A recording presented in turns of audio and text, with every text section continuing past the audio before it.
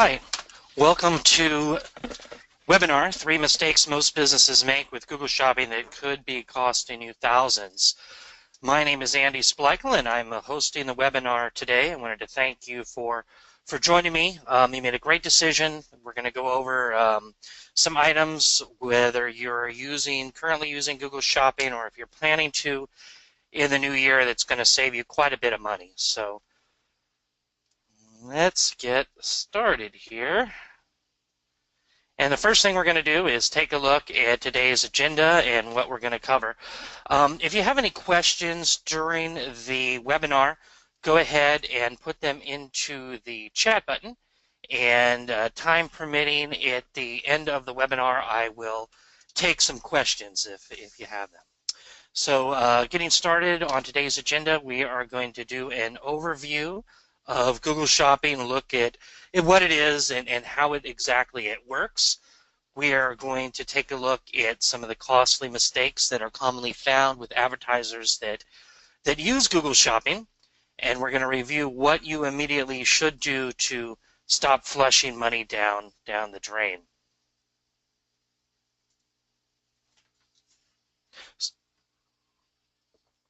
So first of all, who am I? My name again is Andy Splichal. I am the founder of True Online Presence. We are a certified Google Search Partner agency.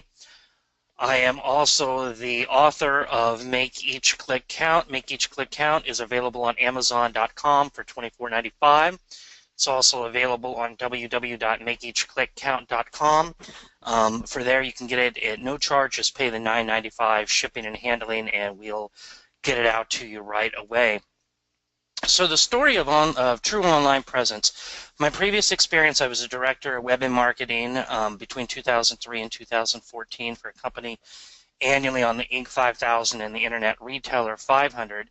And throughout the years, I'd attend quite a few conferences, and from talking to store owners and marketing managers, I saw that there was really a struggle on how to properly manage Google advertising. And I decided to go ahead and break away at that point and become dedicated to helping people learn more about Google Shopping, as well as offer select campaign management to a handful of clients. So enough about me. That's obviously not why you're here. I wanted to get in and talk about Google Shopping and look how it is different than Google Search. So the first way it's different is just on how shopping is going to be displayed. So you can see here is a Google search query result for just t-shirts. On the left side, you have the search results. They're all custom to. On the right side, you have the Google Shopping results. And you can see on here there's a list of 7 results. Each of them have the item, picture of the item name, the price, the merchant selling them, and then the review stars if applicable. So how are they similar? So both shopping ads and search ads use a cost per click model. Shopping was free until October 2012, at which time it went to the CPC bid model. They both also use a real-time auction when Google determines which products or ads to show. Both use a quality score along with a bid, the merchant's bid, which determines the ad rank, which position items show. So shopping's a little bit different for quality score than your search results. For shopping, for quality score, it's determined by the title, the description, the unique product identifier, and the Google product category is how Google identifies quality score for shopping results. How are they different than search ads? Well, there's a couple of important differences. For one, there are no ads created in AdWords. Instead, products are pulled from a data feed that's uploaded into the Google Merchant Center. Promotions or sales are also created on the Google Merchant Center side. And the only thing that is the same is segmenting and bids, just like on search, are determined in the Google AdWords interface. So shopping ads typically provide better ROI than search. And there's a couple reasons why. For one, the ads are always taken directly to a product page and there's no confusion. Even the best written search ad, you're going to have, you might have some confusion with customers. They might not exactly know what they're going or which page might not be what they're expecting to be directed to them. With shopping ads, there's absolutely no confusion. They see a picture of the item they're going to, they see the price, and that's where they go. They're also not as likely to compare prices because they can do that right on Google before visiting the website, opposed to going to a website, comparing prices, and then coming back and bouncing.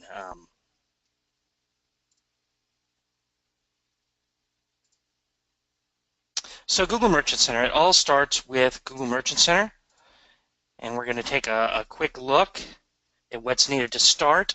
For advertisers that don't yet have a Google Merchant Center in place, aren't using shopping ads, you need to create your Google Merchant Center account. Then you need to verify and claim your website, which is a pretty easy process. Just a little snippet of code that you put on your website and publish just shows Google that you indeed have the rights to the website. You need to set your tax and your shipping settings before you're eligible to display products. Finally, you need to upload the products that you wish to be eligible to appear within Google Shopping.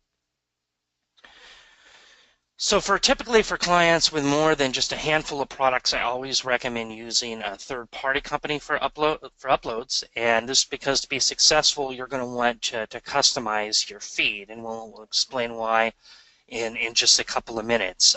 Recommended companies for this, I know a lot of you on the call today are Yahoo stores, and I typically recommend Your Store Wizards.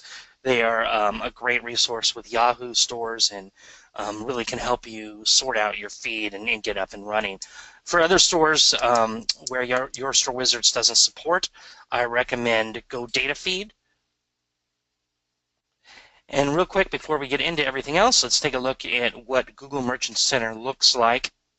This is a current customer of mine who it's pretty massive. They have about 100,000 different products. They're a t-shirt company, but what I wanted you to really see is on the left side, you got your home, your business information, products, which we'll discuss is probably the most important tab here.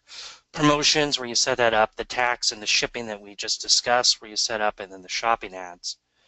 Products, which is probably the most important tab here, is where you're going to see the diagnostics, the feeds, list of history of feeds that you've uploaded, and then the list of the individual products. We'll go into more detail a little bit later in that.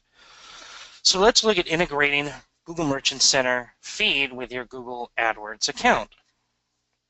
So those that currently use are probably really familiar with this, and I apologize if there's some overlap, but we'll get into some more detailed information in a few minutes. Those aren't. When you start a campaign, you want to select which type. For Google Shopping, you do Google Shopping here. You name your campaign, then some of the initial settings, you map it in the merchant identifier. You choose which Merchant Center feed you want, your country of sale, your network, whether it's just on the Google network or if you're going to include search partners. Then you need to determine where your ads are eligible to display. Here it's going to show on all devices by default. You can't change that in the settings page, whether mobile or computer or iPad. Once you create the campaign, you can either exclude or adjust your bids on those, but here you cannot. Then you're going to which location you'd like to target, whether it's just US, Canada, etc. Target the people. Recommended is people in searching for or show interest in target location, although that can change depending on your vertical. Finally, you want to save, determine your settings and save. So you can determine your initial default bid, your budget, and then you're going to save and continue. You name your ad group. Ad groups, not familiar, are a way to subdivide a campaign. So it's going to come into initial ad group, save and continue, and then you're up and running. So let's look at how Google decides when to display an advertiser's listing if there are no keywords, which in fact on Google Shopping ads, of course, there are not. So what they do is it starts with a user query. Google takes that and matches it with eligible products in the Google Shopping. I underline eligible products because that's very important. Only eligible products, of course, can display, and this is what the merchant really can control if there are no keywords. The keywords instead are taken from the title and the descriptions of the items, and then Google uses a real-time option on what advertisers have bid to determine the order and what to display. So real quick, again, here is a look at the t-shirt query and the shopping results under the query. And again, it shows the picture of the item name, the price, the advertiser, and then the reviews if applicable. It also is eligible to display under the shopping tab. And under the shopping tab, you're going to have the user, that is going to have a lot more control. I mean, they can sort here by price, category, color, type, and all of these are going to be determined within the advertiser's merchant feed, Google merchant feed. So it's important to have these categories filled out in order to be eligible to appear here and to appear once a customer sorts within the shopping field. So let's look now that we've gone through the basics into some costly ways that advertisers flush their money with Google Shopping. So number one is not controlling your eligible products. Remember this algorithm, starts with a user query, but only eligible products in Google Shopping. So this is where advertisers really need to take control to be able to determine which of their products show and for which queries. And so this is really where a lot of the money gets lost, is not for advertisers not doing their eligible products, and we'll show examples of how and why in a few minutes. So the ways advertisers lose control of their eligible products. So using a single shopping campaign is a big one. Now this is a slide from Dwight on the show The Office. It says, is one the loneliest number? And he says, no, false, 0 is the loneliest number. It's not, of course, applying to Google AdWords or the campaigns, but 0, you're not going to be advertising anything. 1, where you only have one campaign, where it's not segmented, is it going to be profitable? Maybe, but it's not going to be profitable as it could or should be. So which one's the loneliest number? Is it better to have 0 or 1? It's probably debatable, and it depends on the advertiser's vertical. Another way is not limiting keywords. Negative keywords are a great way to control your eligible products and for not showing for unrelated searches, and we'll get into exactly how this is done. But that's a big one, is not limiting keywords. Using the same bid across all campaigns, so one size does not fit all.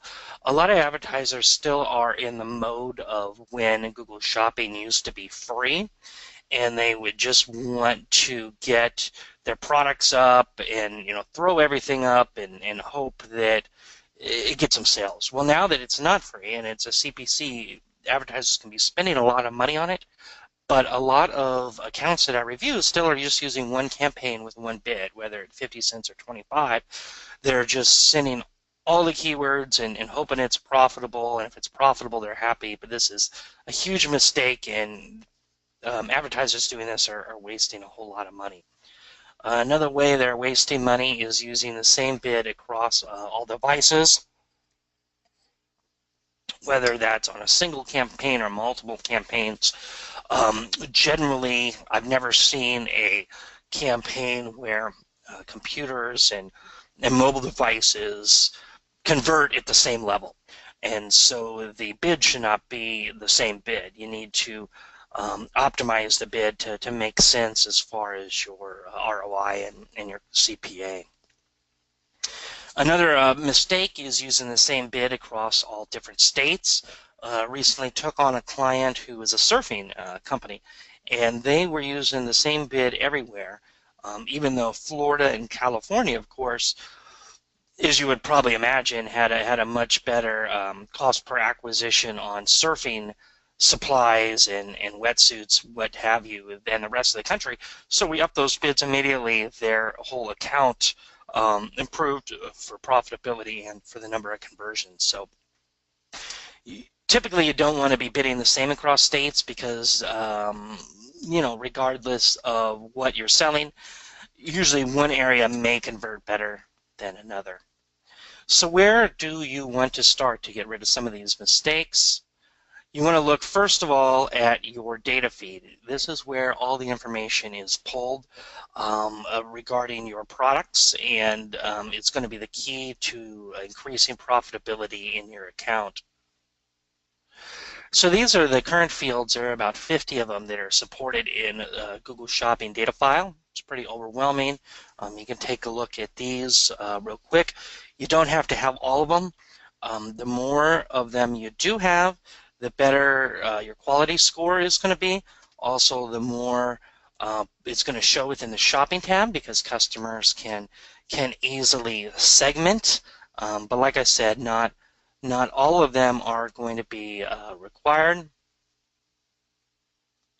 Here are the ones that are required for everybody. You're going to have 13 different fields required: ID, title, description, link. You can read them there: image, link, availability, price, brand, G10, MPN, shipping, condition, and tax. There's going to be some other ones that are going to be required if you're selling clothing, apparel, and then there's going to be optional feeds. Now I wanted to bring your attention really quickly to the ones I have bold in the optional field, which are the custom labels. Now, even though they aren't required, this is what's going to be available for advertisers to really segment their campaigns. So they're going to want to concentrate on the custom fields, and we're going to look at this in more detail in a couple minutes. Here you can see this is back within the AdWords campaign when you're going to segment it out, and why you want to concentrate on the custom labels, because only these fields you can segment your data feed by. So you got the category, brand, item ID, condition, product type, the different custom labels, channel, and channel exclusivity. So when you're thinking about your custom labels, you really need to be strategic and get those all, figure out what you want to do. Do you want to subdivide? Do you want to use a pricing strategy? Because you don't want to segment your campaigns and then have to redo the work because the custom labels, don't work for how you want to segment. So really sit down and think about how you want to format your custom labels before you just go in and start doing it. Here are some ideas that I have successfully used in the past for my clients.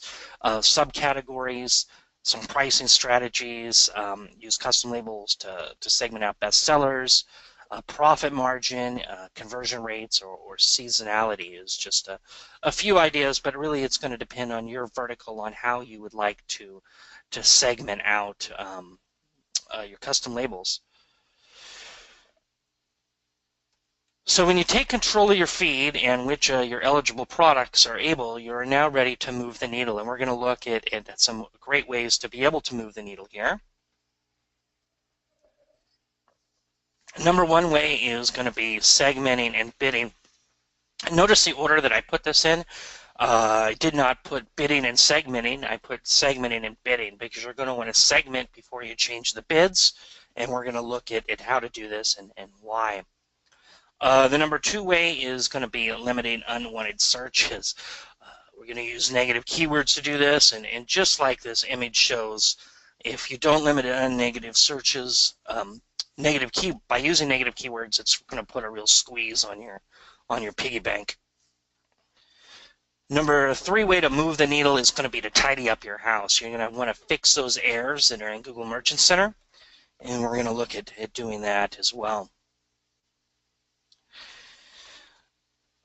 So these are the three ways to move the needle. I recently looked at a client, and I can see under the account history how much activity is in the campaign, and they had been doing a lot of activity. I mean, I could tell that they've been doing probably a couple hours. I mean, but they're moving bids incrementally. They're moving them by the whole budgets by $5 or $10 a day, or changing bids by a dime or a quarter, but spending a lot of time.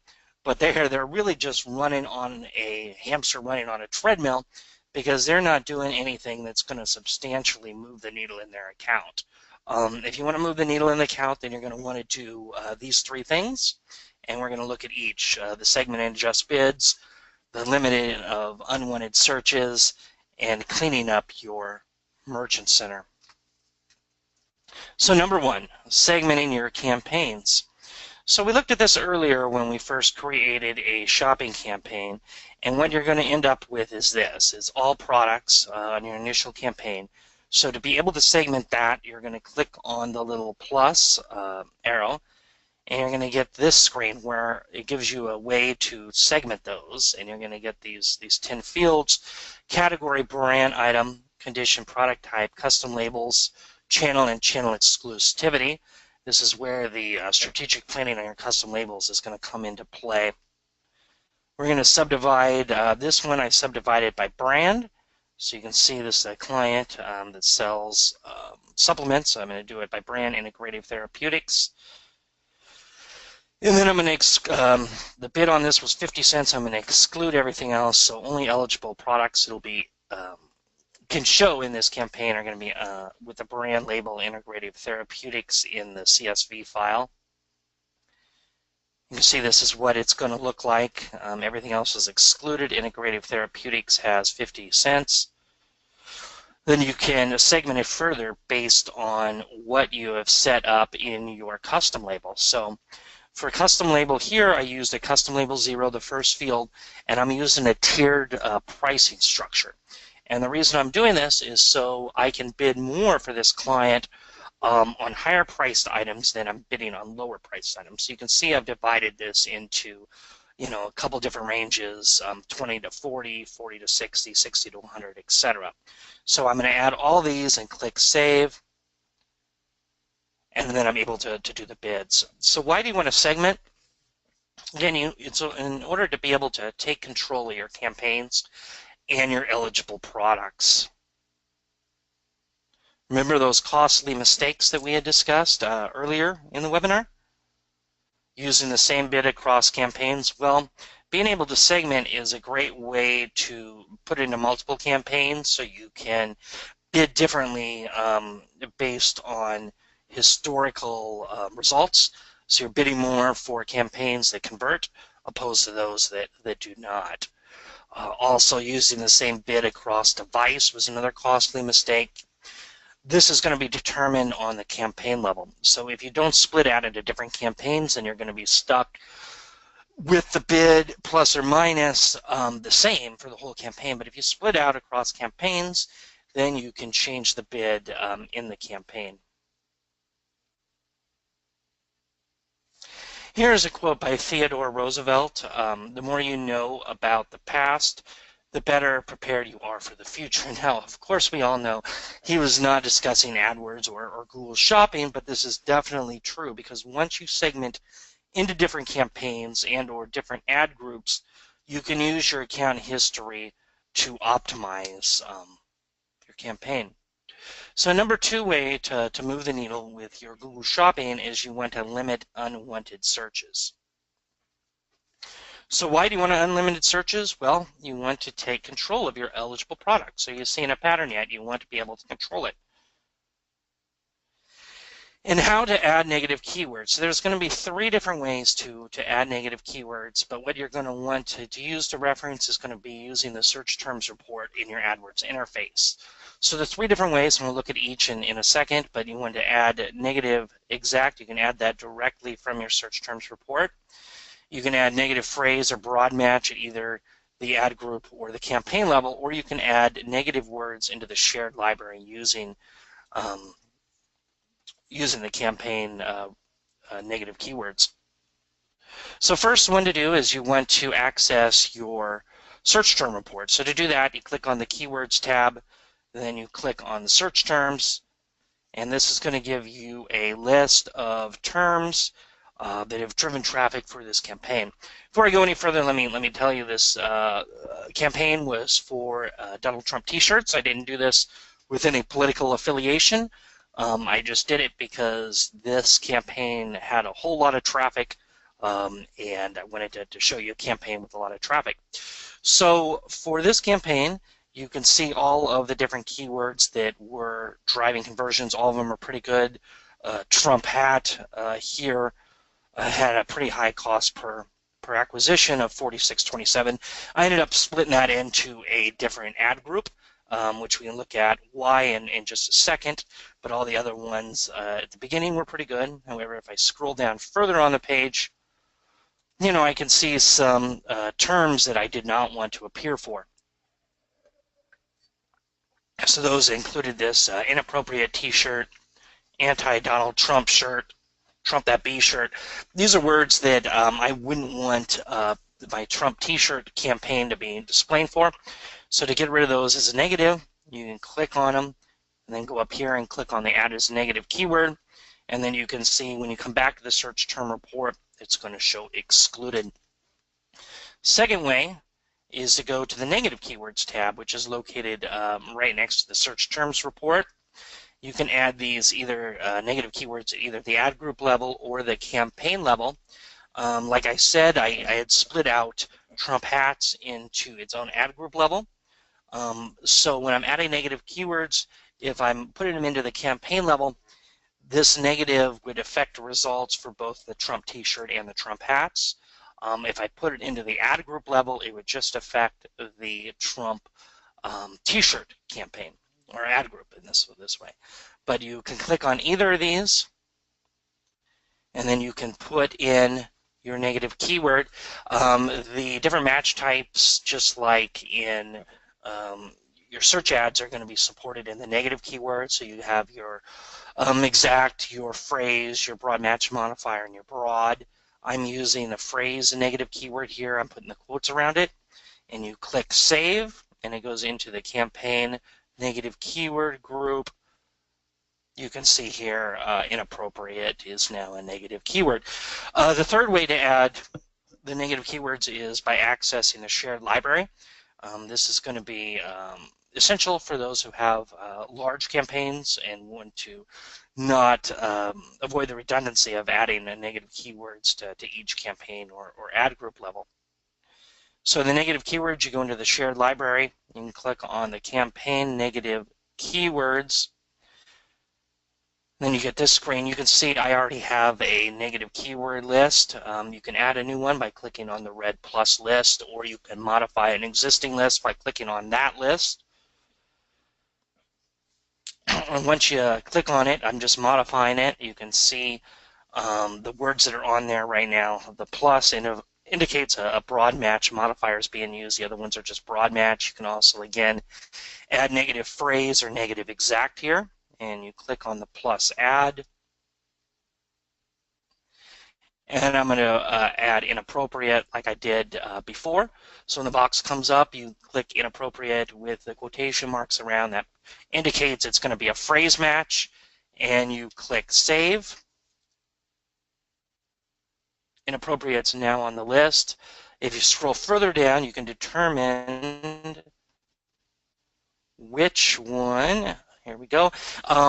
Which one of your campaigns it's applied to. So you can see which one it's applied, and you can add and remove which campaigns you want this particular negative keyword list to be applied for. Here I'm going to add a new one. This is a dynamic retargeting campaign. So I'm going to bring that in and just click save, and it's all set.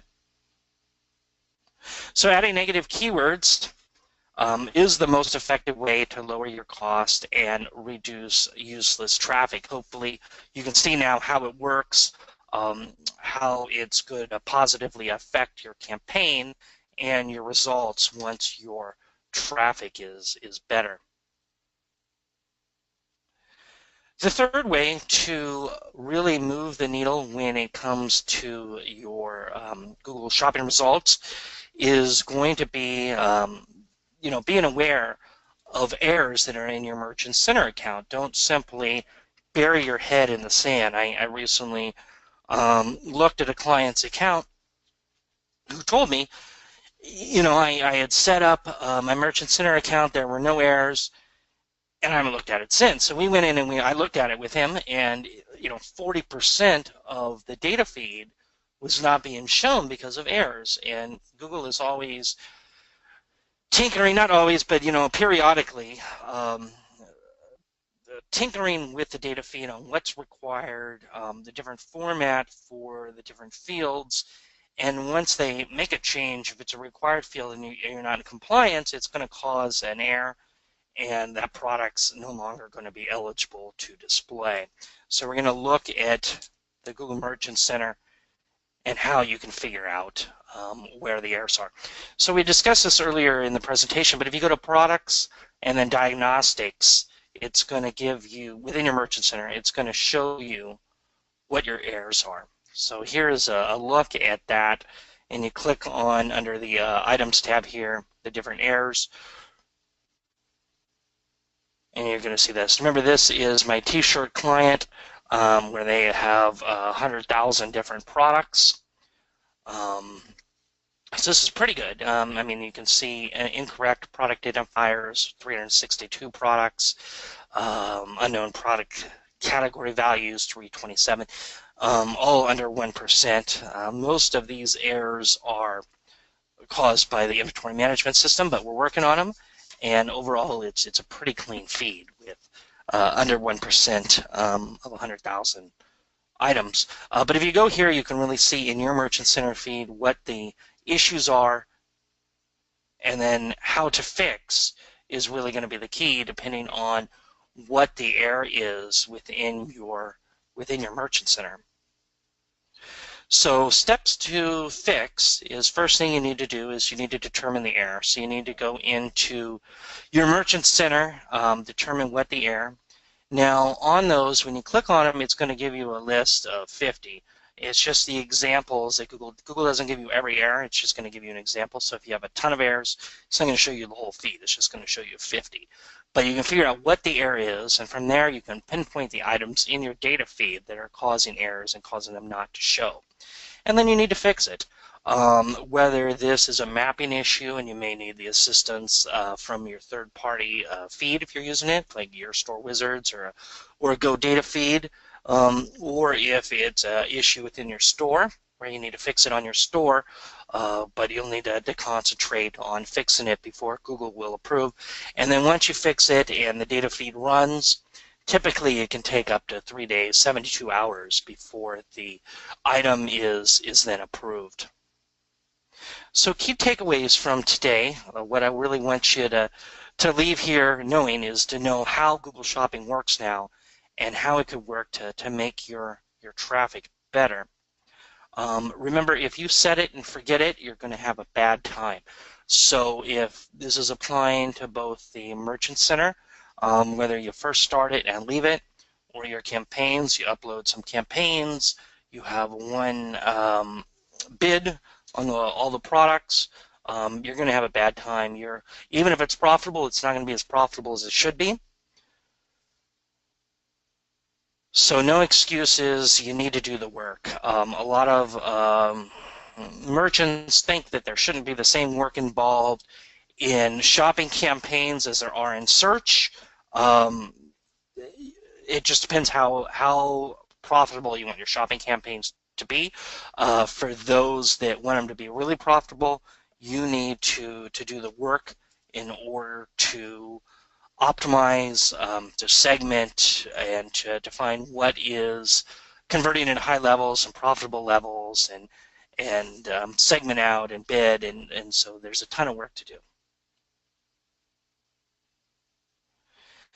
Why do you want to do the work? Well, 2016 Q1 sales generated from Google Shopping grew 52% year over year. This is last year's data, I realize, but the trajectory remains up. Google Shopping is really hot right now. Google continues to put more emphasis on their Google Shopping. Last year, they removed the right-hand text ads, making Google Shopping ads more prominent. And I believe their way that they're going to compete with Amazon is through their Google Shopping, so they continue to make it more prevalent within their platform, And so for those looking for a boost on their sales, Google Shopping is a great place to start. It's gonna lead to treasure. Like I said, I mean the ROI on Google Shopping is quite a bit higher than you're going to get on search typically for most verticals if you put in the effort and properly optimize your campaigns. So where do you want to focus moving forward with Google Shopping once we leave the webinar? First thing you want to do is you want to take control of your Google Shopping and your eligible products. You want to look at cleaning up your data feed, but have a plan. Remember the strategic planning we had talked about with the custom labels? Take a look at your data feed and figure out exactly what you would like to segment by moving forward, and then go ahead and create those with your mapping with your third-party provider. Then you want to segment your campaigns. Once you have the custom labels in place, you're able to do this. You want to add your negative keywords. To start with, you can look at past historical data to add it to shared library. And then once you have segmented your campaigns, you can use current data to add negative keywords to either the campaign or the ad group level. Once you've done the segmentation, you can also optimize bids based on your conversions, your products, your device, your location. Make sure you track, because one of my mottos, what gets measured gets done, and that's absolutely true. So what I shared with you today is really just the tip of the iceberg with what I do for my clients day in, day out, because AdWords optimization, and particularly Google Shopping, is what I do. And so I stay on the cutting edge of AdWords and Google Shopping with the best practices in order to optimize conversion and ad spend for my clients. So when you get to the point in your business where you realize you need an expert in Google Shopping, now you know where to turn. So I need to warn you real quick, I do only have room for 1 or 2 clients moving forward, and I'm extremely picky with who I work with, and I'll explain why. So if you think you might want me to work with you, listen very carefully to some instructions I'm about to give you. I have to be picky because I won't take on a client unless they meet these 2 criteria. I like them. Life's too short to work with somebody you don't genuinely like. I need to like them. They need to like me. And I need to know for a fact and with absolute certainty I can get them 3 times the results on their investment with me. In addition to this, my time is limited. I personally do handle all my Google optimizations for my clients, and I'm the point person for all my accounts. My clients know that they're working with me and not some junior marketer or outsourcing their campaigns to a company in India. So now that you've seen what a taste of what's possible, and if you see the benefit of reducing your worthless traffic and increasing your conversions through segmenting your campaigns, adding negative keywords, fixing issues with your Google Merchant Center account, and if you see the benefits of having a professional manage your Google Shopping for you and let you concentrate on running your business, here is a quick way to find out if we will work well together. You can go to this URL here. It's www.trueonlinepresence.qualify.html. And there are 6 questions there that's going to tell me a little bit more about your business and if you are the type of business that I can help. Within 24 hours, you'll be contacted by my assistant, Alicia, to schedule a time that works for both of us, you and I. Or she may, simply tell you, I'm sorry, Andy reviewed your information, he can't help you, but here are some other resources where you can get some assistance. So even if you don't qualify, don't worry, I'm not going to leave you high and dry on optimizing your Google Shopping. So now we have a few minutes left. Go ahead, and if you have any questions, enter them now into the chat or the question box. Looks like I do have a couple questions, so I can start with those. So Jay asked, what factors influence rank in Google Shopping? Well, we talked about that briefly at the beginning. So there is also a quality ad score, just like with your search results. In search results, a quality score is going to be dependent on bounce rate and how long they stay on your website once they click on your ad. A little bit different with shopping because they're going right to the item. So they are going to, Google uses quality score by looking at the title, the description, the unique product identifier, so how many of those categories you have completed in your data feed, as well as the Google product category, and making sure that um, the product you have actually matches the correct identifier, the product category.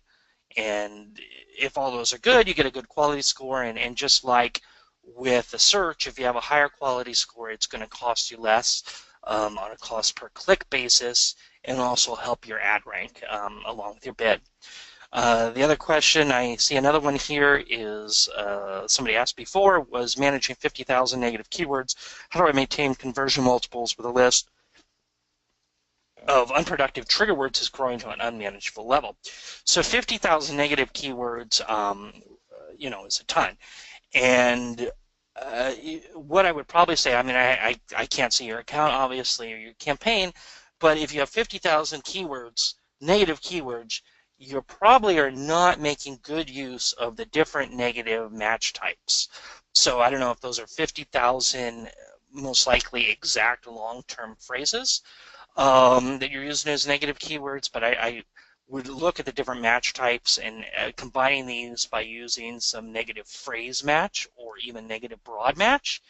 And then are you repeating these negative keywords by within the campaign or the ad groups, or are you using them at the whole shared library level? And so that's where I would, tell you to review, where I discussed the negative keywords. Speaking of that, it looks like that's the last question, so I can go ahead and say that we're going to tape these. I've taped the session, and if you've attended today, you will receive a copy of the recording. So that'll be great. You can go through at your own leisure, and again, you can review the negative keywords, or for other visitors, you can review where you can use this presentation in your own campaigns. So thank you again for joining me. If you have any questions, you can reach us at info@trueonlinepresence.com, or if you want to see if you can qualify to work with us, again, go to this URL, www.trueonlinepresence.com/qualify.html. Otherwise, have a great rest of your day and happy marketing. Andy Splichal, True Online Presence.